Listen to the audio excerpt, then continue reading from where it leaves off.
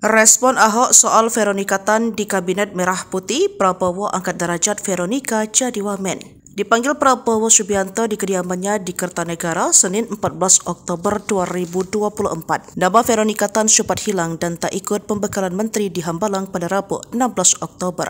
Sempat beredar isu jika mantan istri Basuki Cahayapurnama itu dicegal menyusul isu PDIP masuk dalam Kabinet Merah Putih Prabowo Gibran. Namun hal itu terbantahkan saat Veronica hadir di pembekalan para wakil menteri di hari berikutnya pada Kamis 17 Oktober. Ia hadir bersama Nuluh Pushpa, Giring Niji, Arya Bima dan sejumlah nama terkenal lainnya.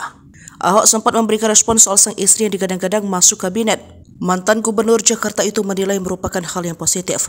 Namun Ahok menilai apapun keputusan itu menjadi hak prerogatif Presiden terpilih Prabowo Subianto. Hal itu merupakan hak prerogatif Presiden terpilih menentukan siapa saja calon menteri beliau, kata Ahok dikutip pada Senin 21 Oktober.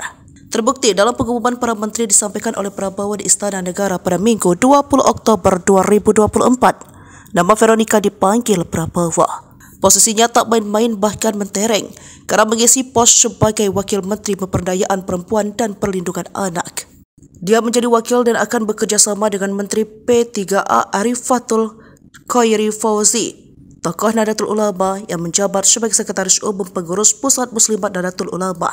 Veronica Tan dianggap sebagai perwakilan dari kalangan profesional, mengingat kemampuan dan pengalamannya sebagai aktivis. Pernah menjadi Ketua Yayasan Kanker Indonesia DKI Jakarta, pebisnis handal dan mantan istri Ahok yang pernah menjabat Gubernur DKI Jakarta. Veronica Tan pun siap mencurahkan segala kemampuannya untuk membantu Prabowo. Ya, beliau maksudnya bersama-sama. Kita membantu ya untuk masyarakat ibu-ibu anak-anak, kata dia.